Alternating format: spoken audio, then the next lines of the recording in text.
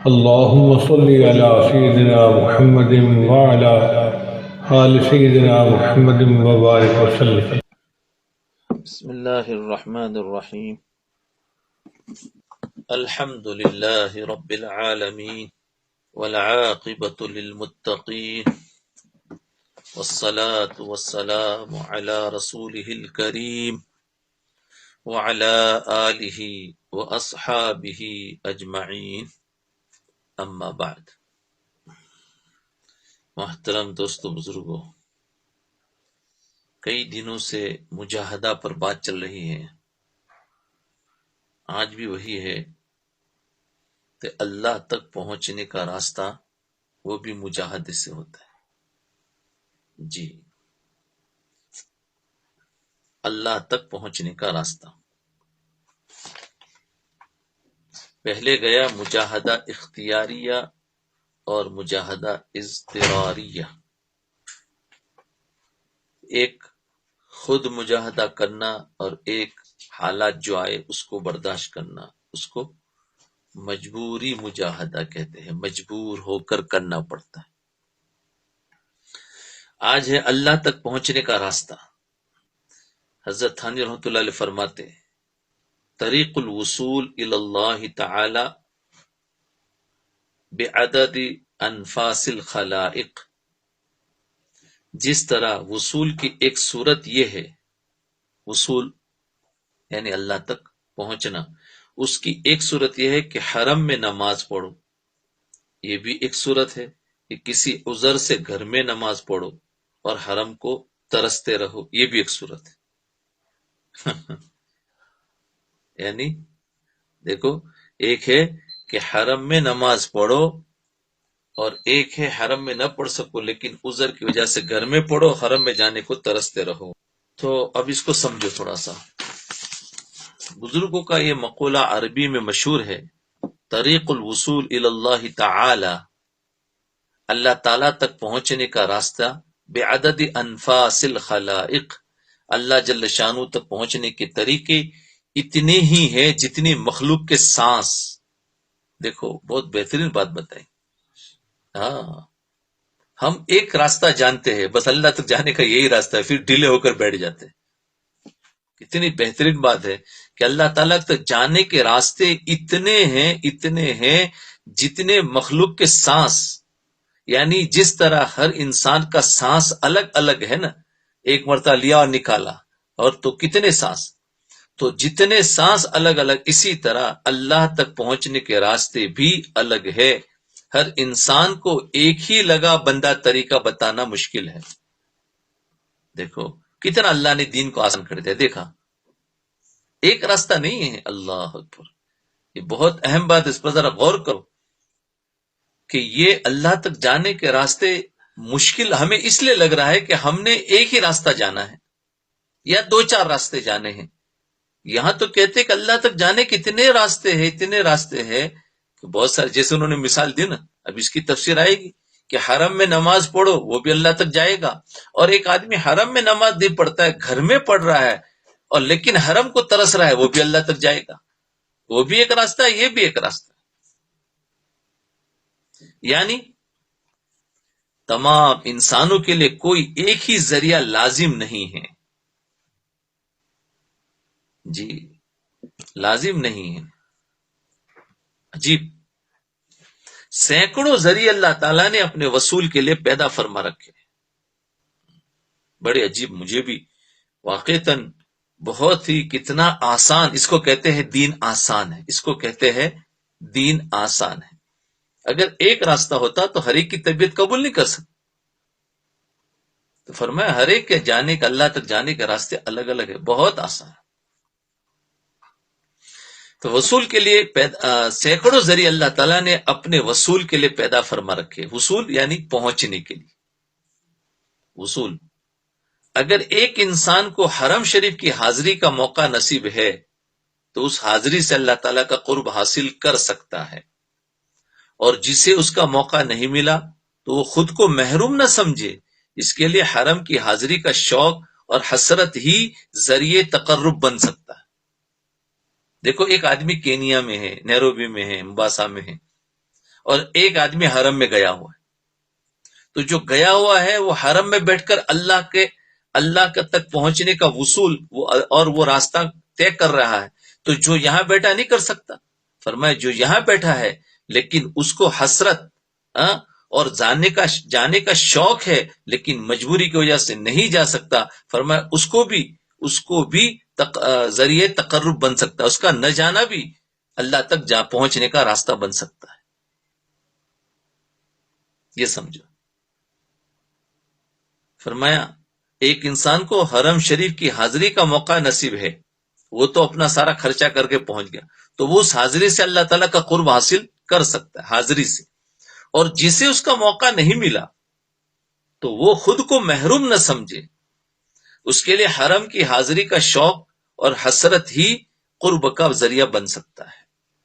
اللہ اکبر۔ فرائض اور واجبات ادا کرنا، فرائض اور واجبات ادا کرنا اور معاصی اور گناہوں سے اجتناب کرنا، بچنا، یہ وہ چیزیں ہیں جو سب کے لیے مشترک ہے، سب کو کرنا ہے۔ کیا؟ فرائض اور واجبات کو ادا کرنا ہے اور گناہوں سے بچنا ہے، یہ سب کو کرنا ہے۔ اس کو کہتے ہیں فرض عین، اس کو کہتے ہیں فرض عین ہے، ہر ایک کو کرنا ضروری، ایک کا کیا ہوا دوسرے کے کام نہیں آ سکتا، یہ مشترک ہے۔ لیکن اس مقصود کو حاصل کرنے کے لیے مقصود کیا ہے؟ اللہ تک پہنچنا، اور اس کے ذریعے اللہ تعالیٰ کی رضا تک پہنچنے کے لیے ہر ایک کے لیے الگ الگ نسخے تجویز کیے جاتے ہیں۔ تو دیکھو، فرائض اور واجبات اور گناہوں سے بچنا یہ تو ہر ایک کو کرنا ہے، لیکن اب اللہ تک پہنچنا ہے مقصود کو حاصل کرنے کے لیے، اور اللہ تعالیٰ کی رضا تک پہنچنے کے لیے اللہ نے ہر ایک کے لیے الگ الگ نسخے تجویز کیے ہیں، الگ الگ فارمولے اور الگ الگ دوائیں رکھی، الگ الگ ذریعہ رکھا۔ اس کے لیے کسی رہبر اور رہنما اور شیخ کی ضرورت ہوتی ہے، اس کے لیے کسی رہبر اور شیخ کی ضرورت ہوتی ہے جو یہ بتاتا ہے کہ اس شخص کے لیے مناسب یہ طریقہ ہے اور اس شخص کے لیے یہ طریقہ، کہ کون سا طریقہ کس کے لیے مناسب ہے، یہ رہبر بتائے۔ دیکھو، فرائض اور واجبات میں کوئی رہبر کی ضرورت نہیں، یاد رکھو، وہ تو ہر ایک کو کرنا ہے، فرائض اور واجبات تو ہر ایک کو کرنا ہے، مرد ہو یا عورت ہو، بالغ ہونے کے بعد کرنا ہے، اور گناہوں سے بچنا ہے۔ نہیں بچ پا رہا ہے تو اس کے لیے پوچھ کر طریقے اختیار کرے، لیکن بچنا تو ضروری۔ یہ تو عام ہوا، لیکن اب اس کے بعد ہی آگے کی جو تعلیم ہے وہ اللہ تک پہنچا رہی ہے، پہلے یہ کرنا پڑے گا۔ اگر تم گناہوں سے نہیں بچے ہیں تو پھر اللہ تک پہنچ ہی نہیں سکتے۔ پہلے فرائض اور واجبات آؤ، پھر گناہوں سے بچو، پھر اس کے بعد آگے جانا ہو تو اب رہبر پکڑو کہ اب مجھے کیا کرنا ہے۔ جی، اسی بات کو حضرت والا نے ایک مثال سے سمجھایا۔ دیکھو، اسی بات کو حضرت والا نے ایک مثال سے سمجھایا کہ جس طرح اللہ تعالیٰ تک پہنچنے کا ایک راستہ یہ ہے کہ حرم میں نماز پڑھو، اسی طرح ایک راستہ یہ بھی ہے کہ عذر کی وجہ سے گھر میں نماز پڑھو اور حرم کو ترستے رہو۔ فرمایا کہ وصول دونوں صورتوں میں ہے۔ آج تک ہم کیا سمجھتے تھے؟ جو وہاں گیا ہے وہ تو اللہ کا قرب اس کو مل گیا، جو یہاں رہا بیچارہ وہ کہتا ہے میں تو محروم رہا۔ کتنی آسانی کر دی، آج ہمیں کتنی تسلی ہوئی کہ جو یہاں رہا وہ محروم نہ سمجھے۔ حسرت تو ضرور رکھتا ہے ہر ایک، تو اور جانے کو ترس بھی رہا ہے ہر ایک، تو فرمایا نماز پڑھو، حرم کو ترستے رہو۔ فرمایا کہ وصول دونوں صورتوں میں، حرم میں نماز پڑھنے میں بھی وصول ہے، اور عذر کی حالت میں گھر میں نماز پڑھ رہا ہے اور حرم کو ترس رہا ہے، یہ بھی وصول ہے۔ عذر کی وجہ سے گھر میں نماز پڑھنے والا یہ نہ سمجھے کہ میرا راستہ الگ ہو گیا، بلکہ عذر کی وجہ سے گھر میں نماز پڑھنا بھی اللہ تعالیٰ کے حکم کی تعمیل میں ہی ہے۔ اللہ اکبر کبیرہ۔ حدیث شریف میں حضور اقدس صلی اللہ علیہ وسلم کا ارشاد ہے، ان اللہ یحب ان تؤتی رخصہ کما یحب ان تؤتی عزائمہ، ان تؤتی رخصہ یحب ان تؤتی عزائمہ، اللہ تعالیٰ اپنے رخصتوں پر عمل کرنے کو اسی طرح پسند فرماتے ہیں جس طرح عزیمت پر عمل کرنے کو پسند فرماتے ہیں۔ سبحان اللہ، کیا بات کہی، کیا بات کہی کہ رخصت یعنی ایک آدمی کو اجازت ہے نا کہ بھائی بیمار ہے تو چلو بھائی تم اشارے سے بھی نماز پڑھ لو، لیکن نماز تو پڑھنا ہے نا۔ حالانکہ اب اس کی عادت تھی جماعت سے نماز پڑھنے کی، مسجد میں جانے کی، اب یہ حال ہے کہ نہ کھڑا رہ سکتا ہے بلکہ بیٹھا بیٹھا اشارے سے نماز پڑھ رہا ہے، تو فرمایا وہ بھی اللہ تک وصول کر سکتا ہے، کر رہا ہے، وہ محروم نہیں ہے۔ کیوں کہ اس نے رخصتوں پر عمل کر دیا۔ جس طریقے سے ایک آدمی تندرست ہے تو اندر جاتا ہے، مسجد میں جاتا ہے، نماز پڑھتا ہے جماعت سے، تو وہ تندرست کے لیے وہ ضروری ہے، بیمار کے لیے یہ ضروری ہے، محروم کوئی بھی نہیں ہے۔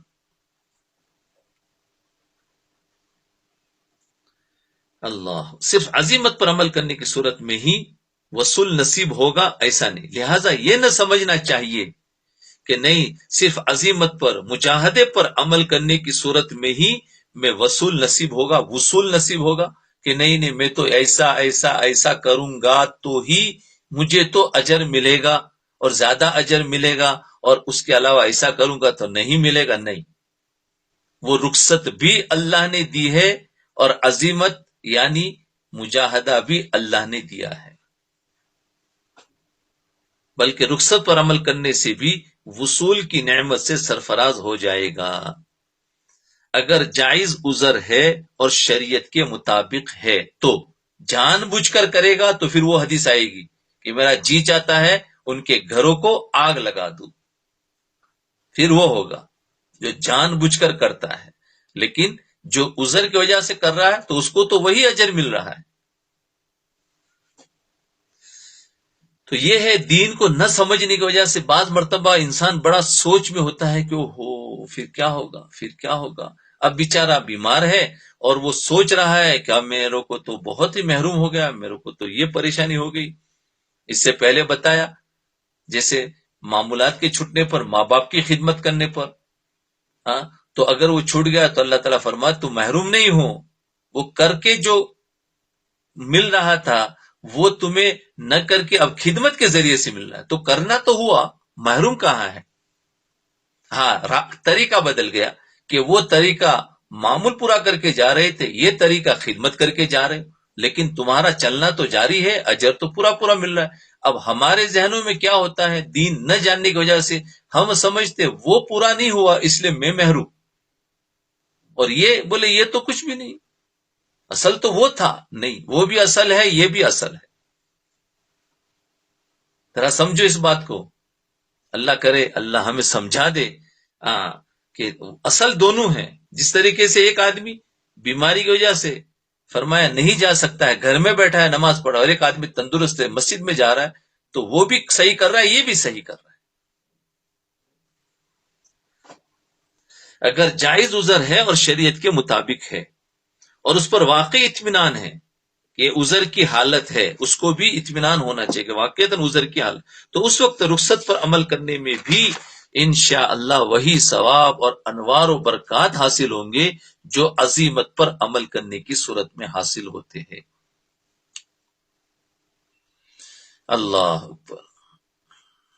یہ تو مثال صرف انہوں نے ایک نماز کی دی ہے، باقی ہر کام کے اندر جیسے اس سے پہلے جو مثال گئی تھی وہ معمولات کے بارے میں، تو وہ بھی میں نے بتا دیا، اشارہ کر دیا، یہ سب اسی میں ہوگا۔ اور بھی دوسری کوئی ایسی شکل صورت آتی ہے تو سب کے اندر یہ ہے کہ واقعتاً شرعی عذر ہو۔ ہمارے حضرت ڈاکٹر عبدالحی صاحب رحمۃ اللہ علیہ فرمایا کرتے تھے، بڑی عجیب عجیب باتیں آ رہی، بڑی عجیب، اور کئی واقعتاً ہمارے یہ وساوس بہت ہر ایک کو اندر دلوں کے اندر ہوتے ہیں جو کہہ بھی نہیں پا رہے، کہے تو کس کو کہیں، لیکن ہمارے بزرگوں نے خود اس کو کھول دیا۔ ایسا لگتا ہے کہ ہمارے سوالات وہ جانتے ہیں اور وہ بات ہم پڑھ رہے ہیں، یعنی وہ بول رہے ہیں جو ہماری ضرورت تھی۔ ہمارے حضرت ڈاکٹر عبدالحی صاحب رحمۃ اللہ علیہ فرمایا کرتے تھے کہ اگر رمضان المبارک میں کسی عذر شرعی کی وجہ سے روزہ چھٹ گیا، مثلا بیماری کی وجہ سے یا خواتین کی طبعی مجبوری کی وجہ سے روزہ چھٹ گیا تو کوئی نقصان نہیں، اس لیے کہ جب تم عام دنوں میں اس روزے کی قضا کرو گے تو اس دن وہ سارے انوار و برکات حاصل ہوں گے جو رمضان المبارک کے انوار و برکات تھے۔ سبحان اللہ، دیکھا کون سے؟ وہی انوار اور برکات حاصل ہوں گے جو رمضان المبارک میں تھے۔ دیکھو دین کو صحیح سمجھیں گے، ورنہ آج تو نہیں بولے وہ تو نہیں ملنے والا۔ دیکھو بڑے لوگ، بڑے بزرگوں کی باتیں ہیں، میری باتیں نہیں ہیں۔ وہی رمضان المبارک کے انوارات و برکات حاصل ملیں گے کیونکہ ہم نے تم کو اس دن روزہ رکھنے سے معذور کر دیا تھا۔ اللہ تعالیٰ فرماتے کہ ہم نے تم کو معذور کر دیا تھا، تو کیا اس کی وجہ سے ہم تم کو رمضان کی فضیلت سے اور رمضان کی برکات اور اس کے آثار سے محروم کر دیں گے؟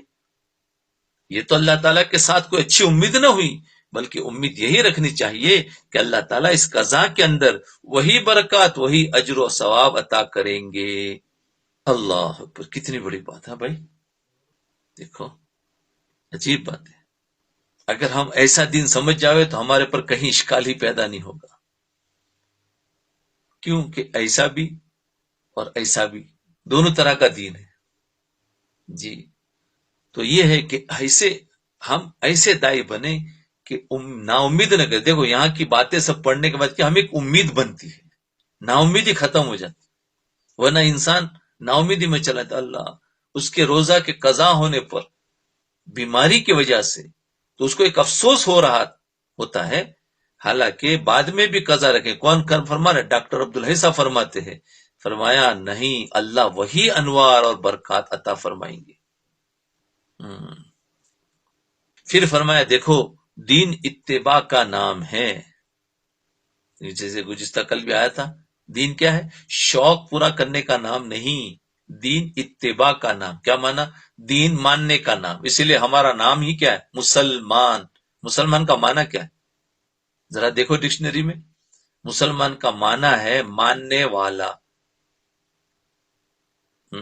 ماننے والا، مان۔ تو یہ ہے اس کا، تو دین اتباع کا نام ہے، دین ماننے کا نام ہے۔ جیسا کہ پہلے بھی عرض کیا تھا کہ سارا دین اتباع کے گرد گھومتا ہے، جیسے وہ کہے ویسے کرو، بس اپنی عقل مت چلاؤ، اپنا شوق۔ بات بتاؤ، ایک انسان کو ایک کام کرتے کرتے اس کا اتنا شوق ہو جاتا ہے کہ اگر وہ کام کوئی دوسرا نہیں کر رہا ہے تو اس کو بڑا غصہ آتا ہے، دل میں بے چینی ہوتی ہے، بدگمانی آتی ہے کہ یہ کیوں نہیں کر رہا جی۔ تو فرمایا اس کے لیے الگ ہے، تمہارے لیے الگ ہے۔ شوق کسی کو مت بناؤ، جیسا جس وقت میں کہا جائے ویسا کرو۔ حدیثوں میں جو آتی ہے نا بھائی پابندی کرو، استقامت کرو، حدیثوں میں آتا ہے بھائی جماعتوں کو نماز سے جو اہتمام کے ساتھ پڑھتا ہے اس کو یہ ساری فضیلتیں اپنی جگہ پر ہیں، یہ ساری باتیں اس کے کوئی خلاف نہیں ہو رہی ہے، لیکن یہ تھوڑی سمجھنے کی ہے، یہ بہت آگے کی، اس لیے اندر نہیں جاتا۔ جتنا بزرگوں کے الفاظ ہیں میں اتنا ہی پڑھ رہا ہوں، اس لیے فرمایا یہ چیز ہم سمجھ، جب وقت آوے اس وقت پر اپنے بزرگوں سے پوچھ لو یا اپنے شیخ سے پوچھ لو کہ اب اس وقت میں میرے کو یہ ہو رہا ہے، کیا کروں؟ تو اس وقت میں اس کا جواب مل جائے گا جی۔ تو فرمایا جیسے وہ کہے، دین کیا ہے؟ جیسے وہ کہے ویسے کرو، اپنی عقل مت چلاؤ، چونکہ برمیخت ببندو بستہ باش، چونکہ شاید چابو کو برخستہ باش۔ جب تک انہوں نے باندھ رکھا ہے، چونکہ برمیخت ببندو بستہ باش، ببند تو بستہ باش، جب تک انہوں نے باندھ رکھا ہے تو تم بھی بندھے پڑے رہو جی۔ جب انہوں نے باندھ کے رکھا ہے تو تم بندھے پڑے رہو، اور جب وہ کھول دے تو خوب چھلانگے اور دوڑو لگاؤ سبحان اللہ، کیا بات کی۔ یعنی جب اللہ بیمار کر دیتا ہے تو بولے بیٹھ جاؤ، یہ بھی اللہ کی ایک نعمت ہے، اور جب تندرست کر لے تو پھر نکلو باہر، یہ بھی ایک اللہ کی نعمت ہے۔ یہ نہیں ہے کہ بیمار ہو گیا تو افسوس میں پڑ گیا، ارے میرے کو کیا ہو گیا۔ جب تک انہوں نے باندھ رکھا ہے تو تم بھی بندھے پڑے رہو، جب وہ کھول دے تو خوب چھلانگے لگاؤ۔ اس لیے اللہ تعالیٰ جس حال میں رکھے اسی حال میں خوش رہو، سمجھے؟ اللہ تعالیٰ جس حال میں رکھے اس حال میں خوش رہو۔ آج ہم وہ بھول جاتے ہیں، بلکہ اس بیان کو تو جو ریکارڈنگ میں اس کو آپ علامت لگا لو، نشان لگا دو، کبھی ایسی کوئی چیز اور غم آ جاوے 1-2 سال کے بعد اس کو سنتے رہنا، بڑی تسلی ہوگی۔ اس کا نشان لگا دینا، اس کا عنوان لکھ دینا کہ جب بھی کوئی غم کو ایسی بات آوے اس ریکارڈنگ کو دوبارہ سن لینا، آپ کو پھر تسلی ہو جائے گی، اور اس وقت الگ سمجھ میں آئے گا 1 سال کے بعد جب پڑھوں گے تو سنوں گے تو۔ رکھنا بہت کام کی چیز ہے، کیونکہ اس میں سے بہت ساری چیزیں ہیں جو ابھی آپ کو 10% سمجھ میں آئی ہے، لیکن 1-2 سال کے بعد سنوں گے تو شاید 30-40% سمجھ میں آئے گی، اس کے 2-3 سال کے بعد سنوں گے تو 70% سمجھ میں آئے گی، اس کے 2-4 سال کے بعد سنوں گے تو آپ کو 100% سمجھ میں آئے گی۔ یہ سب ایسے ہے، بقدر ایمان سمجھ میں آتا ہے۔ اس لیے اللہ تعالیٰ جس حال میں رکھے اسی حال میں خوش رہو، نہ تو ہے ہجر ہی اچھا نہ وصال اچھا ہے، نہ تو ہے ہجر ہی اچھا نہ وصال اچھا ہے، ارے یار جس حال میں رکھے وہی حال اچھا ہے۔ اللہ اکبر، اللہ اکبر۔ یار جس حال میں رکھے وہی حال اچھا ہے، عجیب، بار بار پڑھنے کو جی چاہتا ہے۔ یار جس حال میں رکھے وہی حال اچھا ہے، نہ تو ہے ہجر ہی اچھا نہ وصال اچھا ہے، یار جس حال میں رکھے وہی حال اچھا ہے۔ لہذا جس حال کی اللہ تعالیٰ نے توفیق دی ہے بس اسی میں راضی رہو، اسی میں راضی رہو، اور کسی کو وہ توفیق نہیں دی ہے تو اس پر بدگمان نہ ہو۔ آج بدگمانی کی سب سے بڑی وجہ، ایک کام میں کر رہا وہ کیوں نہیں کر رہا ہے؟ ارے یہ دیکھو، اسی لیے تو فرمایا کہ جو کام تم کر رہے ہو سکتا ہے وہ اس سے اچھے کام کر رہا ہوں، تو تمہیں لگے ارے باپ وہ تو میرے سے اچھے کام کر، میں تو وہ کام نہیں کر رہا ہوں۔ تو ہمیشہ اس میں گناہوں میں بھی جب اس کے گناہ کی وجہ سے بدگمانی آ رہی ہے تو نیکی کے اندر بھی ایسا سوچو، پھر اس کی گناہ کی وجہ تو کہو کہ وہ گناہ جو کیا ہے وہ تو اس نے ایک ہی کیا، میرے پاس ایسے 10 قسم کے گناہ موجود ہیں، فوراً ہمارے بدگمانی ختم۔ تو نیکی کے اندر بھی ایسا سمجھو، بس 2 چیزیں اختیار کر لو۔ کیا فرمایا؟ 2 چیزیں اختیار کر لو، ایک اتباع اور دوسرا تفویض۔ جیسے پہلے بتایا تھا شیخ کے آداب، جب کسی کو کوئی روحانی ڈاکٹر پکڑو، جب کسی کے تابع بنو تو یہ چیز ضرور ہے، ایک تو اتباع کرو، جو بتایا وہی کرنا، اور دوسرا تفویض یعنی پورا سپرد کر دو۔ کیا مطلب؟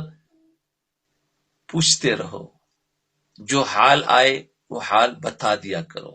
تفویض، اوامر و نواہی میں اتباع ہو اور حالات میں تفویض ہو، یعنی اوامر اللہ تعالیٰ نے جن باتوں کا کرنے کا حکم دیا ہے، وہ حضرت کا جملہ تھا نا، جن باتوں کے کرنے کا حکم دیا ہے اور جن باتوں سے منع کیا ہے، یعنی فرائض اور واجبات کا ادا کرنا اور گناہوں سے بچنا، اس میں تو اتباع ہے، اس کو کہتے اتباع، جو حضرت کا جملہ تھا اصل میں اسی کی تفسیر ہے۔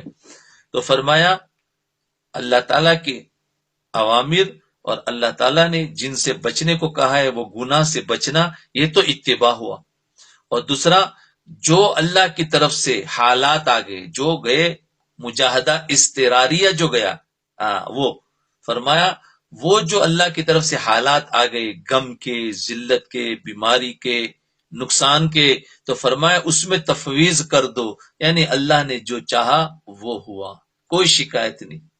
تو دیکھو یہ ہے دین، اس کو کہتے ہیں تفویض حالات میں ہے، اور اتباع اوامر اور نواہی میں ہے۔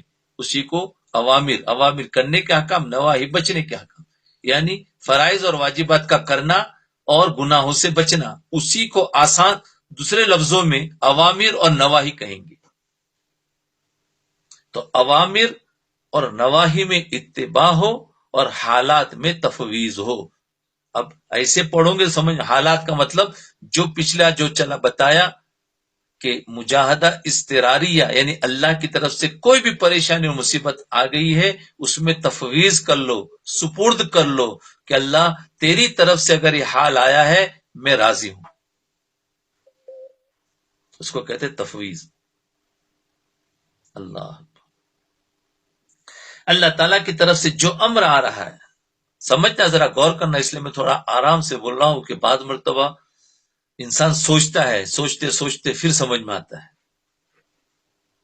جی، اللہ تعالیٰ کی طرف سے جو امر آ رہا ہے، جو حکم آ رہا ہے، وہی فرائض اور واجبات، جو حکم آ رہا ہے اس کی اتباع کرے، اور جو نہیں آ رہی ہے، جو منع کیا یعنی گناہ، اس کی اتباع کرے، کیونکہ گناہ یہ بھی تو اوامر ہی ہے نا، یعنی حکم ہے، لیکن وہ حکم منع کے درجے میں، یہ حکم کرنے کے درجے میں، اس لیے اس کو نواہی کہا، اس کو اوامر کہا۔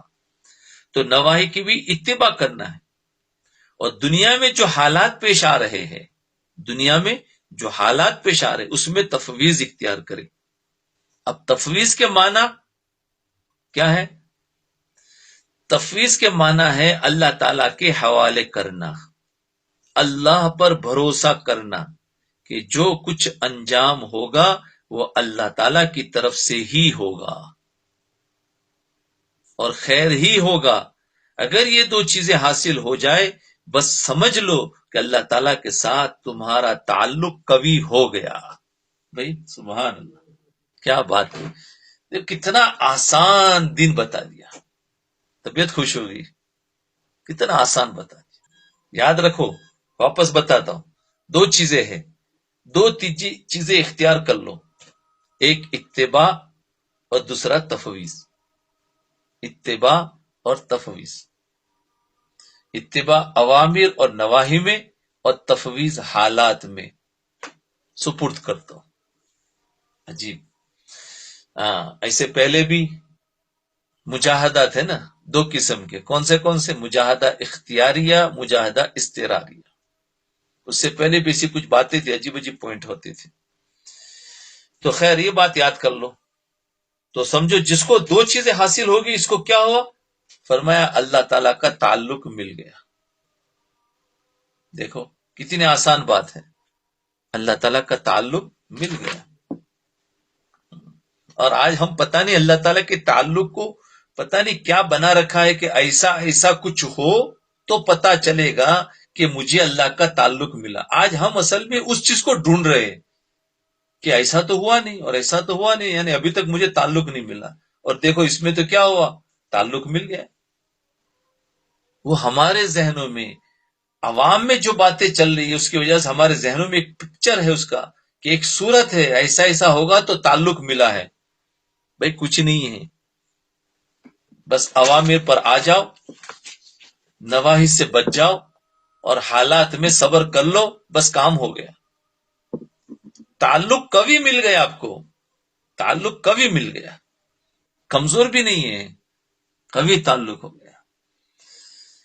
اللہ، بس خالی اپنے آپ کو یہ دیکھ لو، کیا میرے اندر یہ ہو رہا ہے؟ نہیں ہو رہا، نہیں ہو رہا ہے تو سمجھو تعلق کمزور ہے، پھر چاہے تمہارے سے کتنی کرامتیں ہو رہی وہ سب بیکار ہے۔ آج کل تو کیا ہوتا ہے، کسی کو خواب میں پتہ نہیں کیا کیا دکھتا ہے اور اس کے ذریعے سے اپنی قیمت لگاتا ہے، اور کوئی تو کہتے کہ میری دعا یہاں کی اور وہاں میرا کام پورا ہو گیا، تو کوئی اس میں پڑا ہوا ہوتا ہے۔ ارے یہ کچھ نہیں ہے، اوامر اور نواہی میں آ جاؤ اور حالات میں صبر کر لو، بس یہ سب سے زیادہ تعلق کی علامت ہے۔ باقی وہ ساری چیزیں راستے سے ہٹانے والی ہے۔ جو پہلے گیا نا، کیا ہوا، اخروٹ اور اس کے مانند ہے جوز، وہ کیفیات۔ تو نیک کام کی حسرت، اس ملفوظ کے آخر میں فرمایا، یہ حضرت کا جو اس کی بڑی عجیب تفسیر ہو رہی، اس ملفوظ کے آخر میں فرمایا کہ عذر کی وجہ سے گھر میں نماز پڑھو اور حرم کو ترستے رہو، یہ ترسنا بھی اللہ تعالیٰ کو بہت پسند ہے۔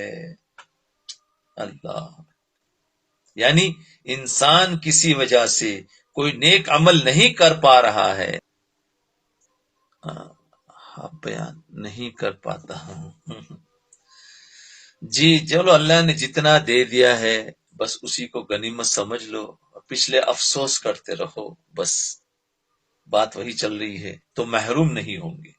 جان بوجھ کر اگر نہیں آئے ہیں تو نقصان ہوتا ہے، کوئی شرعی عذر کی وجہ سے کوئی درس میں نہیں آ سکا تو اس کو نقصان نہیں ہوتا ہے، اللہ اس کی نورانیت اس کو گھر میں بیٹھ کر پہنچا دیتے ہیں۔ تو اب سنو، گھر میں نماز پڑھو اور حرم کو ترستے رہو، یہ ترسنا بھی اللہ تعالیٰ کو بہت پسند ہے۔ یعنی انسان کسی وجہ سے کوئی نیک عمل نہیں کر پایا، انسان کسی وجہ سے کوئی نیک عمل نہیں کر پایا، لیکن دل میں اس کے نہ کرنے کی حسرت ہو رہی ہے کہ کاش میرے اندر ایسی طاقت ہوتی اور میں بھی یہ نیک کام کرتا، اور میں بھی نیک کام کرتا، اور یہ میرے حالات ایسے ہوتے کہ میں اس فضیلت کو حاصل کر لیتا۔ یہ حسرت بھی بعض اوقات انسان کو بہت بلندی تک پہنچا دیتی۔ اللہ، تو دیکھو اللہ نے ہمارے لیے ایک راستہ کون سا آسان کر دیا کہ تمہارے پاس ہے نہیں لیکن حسرت تو کر سکتے ہو۔ جیسے حدیث میں آتا ہے، ایک آدمی کے پاس مال ہے، صدقہ خیرات خوب کرتا ہے، اور ایک آدمی بیچارہ غریب ہے، اور وہ بھی حسرت کرتا ہے کہ اللہ اگر میرے پاس بھی مال ہوتا تو میں فلاں جگہ دیتا، فلاں خرچ کرتا، فلاں یتیموں پر، فلاں غریبوں پر، فلاں علماء پر، فلاں مدرسے میں، فلاں مسجد میں، فلاں فلاں فلاں۔ اب وہ حسرت کر رہا ہے کہ ہوتا تو میں بھی کرتا۔ تو دیکھو وہ دے کر اللہ کا وصول ہو رہا ہے، اور یہ محروم ہو کر بھی وصول ہو رہا ہے۔ محروم نہیں یعنی مال نہیں ہے لیکن حسرت کر کے اس کو بھی وصول مل رہا ہے، اور اس میں اخلاص زیادہ ہے، اس میں اخلاص زیادہ ہے۔ اس میں تو ہو سکتا ہے اس کی نیت میں گڑبڑ بھی ہو، لیکن اس کا تو اخلاص ہی اخلاص ہے، اس میں تو کوئی نیت گڑبڑ ہی نہیں ہو سکتی، اس لیے یہ زیادہ نکل گیا۔ تو دیکھو مال والے کو بھی تسلی، اور مال بغیر مال نہیں ہے اس کو بھی تسلی۔ ایک قوی آدمی عمل کر رہا ہے اچھا تو اس کا بھی کام بن رہا ہے، ایک کمزور ہے، بیمار ہے، عمل نہیں کر رہا ہے، اللہ اس کو بھی راستہ کھلا رکھا ہے کہ تم اس طریقے سے آ جاؤ، وہ اس طریقے سے آئے گا۔ ورنہ بیچارہ بیمار، کمزور، کم ذہن، غریب، مسکین، وہ سوچتا ہے اللہ میں تو تیرے پاس پہنچ ہی نہیں سکتا، اس لیے کہ بڑے بڑے قوی لوگ، تندرست لوگ، مال والے تیرے تک پہنچ گئے، بیچارے حسرت میں رہتے تھے، تو اللہ نے دین کو ایسا آسان کر دیا۔ سبحان اللہ، اللہ اکبر۔ پھر بھی اب اللہ ایسا رحیم اور کریم ہے، پھر بھی ہم اللہ کا تعلق حاصل نہیں کر رہے۔ کرو حسرت کر سکتے، اس لیے بعض مرتبہ ہم بیٹھ کر ایسی باتوں کو ہم سنتے ہیں گناہوں سے بچنے کا ہے، اور ہم کہتے بھی ہیں یا اللہ میں بھی گناہ سے بچ جاتا تو بچو۔ تو یہ کہنا یہ حسرت رکھنا اور اس پر پھر عمل کرنا، اللہ بچائے گا، اللہ بچائے گا۔ بہت سارے ایسے اعمال ہوتے ہیں جو ہم کر نہیں پا رہے لیکن دل میں ہوتی ہے کہ میرے پاس ٹائم ہوتا میں بھی کرتا، تو ایسا کرنا چاہیے، اس لیے اس کی تمنا کرے، لیکن ہماری تمنا دل کے سچے دل سے ہوگی، اللہ دیکھ رہا ہے اور اجر لکھ دے گا۔ جی، تو حضرت عبداللہ بن مبارک اور لوہار کا قصہ، اس پر ایک قصہ سنو، اسی کو مثال سے سمجھا رہے ہیں کہ حضرت عبداللہ بن مبارک بہت بڑے محدث ہے، بہت بڑے مجاہد بھی ہے، عجیب ان کے قصے ہیں۔ عبداللہ بن مبارک رحمۃ اللہ علیہ کو کسی نے خواب میں دیکھا تو ان سے پوچھا کہ اللہ تعالیٰ نے آپ کے ساتھ کیسا معاملہ فرمایا؟ انہوں نے فرمایا کہ اللہ تعالیٰ نے مجھ پر بڑا کرم فرمایا، بڑے اونچے درجات عطا فرمائے، لیکن ہمارے گھر کے سامنے جو لوہار رہتا تھا، لوہار جو چما کا کام کرتے ہیں اس کو کہتے ہیں لوہار،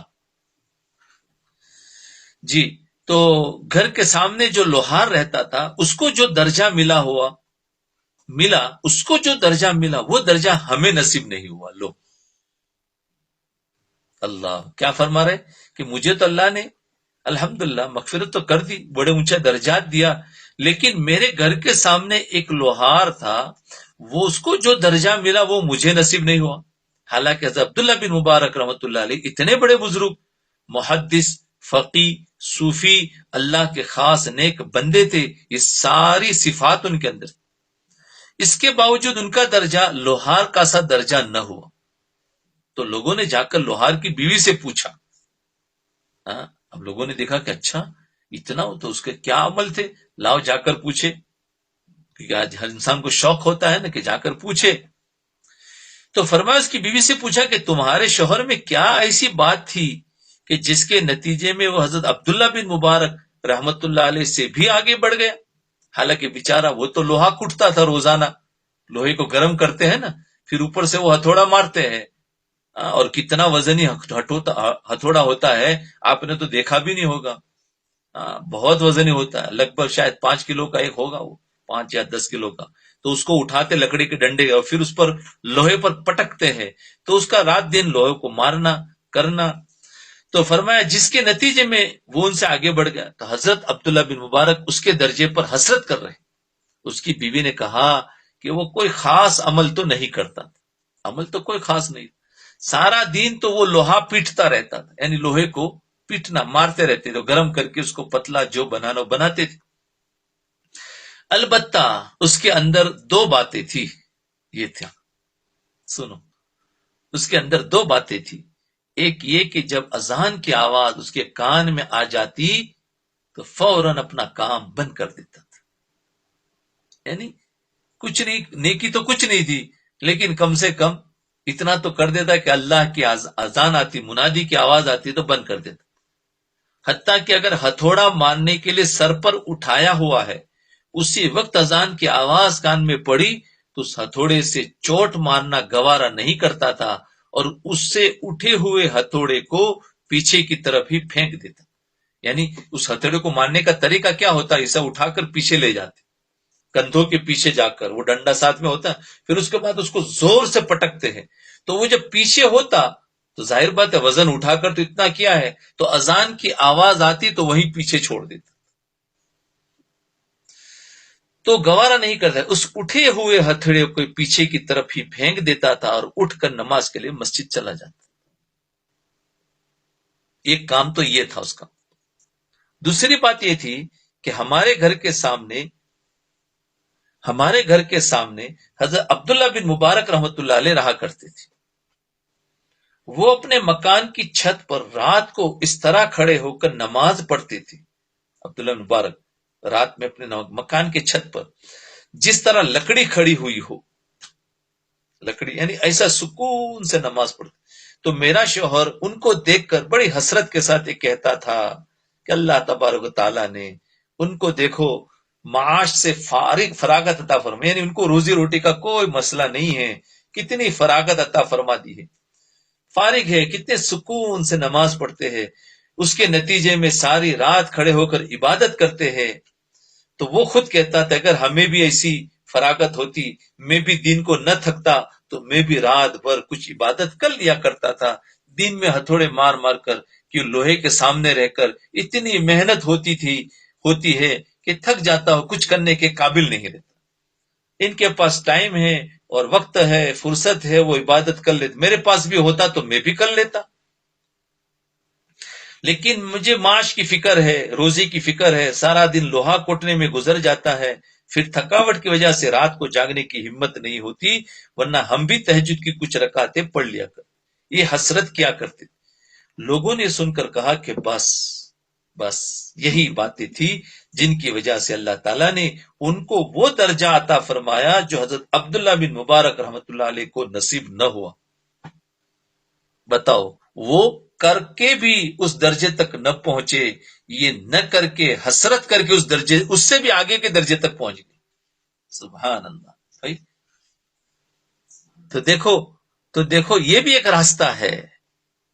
دیکھو کتنے راستے آپ کو بتا رہا ہوں، اور بتایا کتنی بڑی بات بتائی کہ جتنے سانس ہے مخلوق کے اتنے اللہ تک پہنچنے کے راستے ہیں.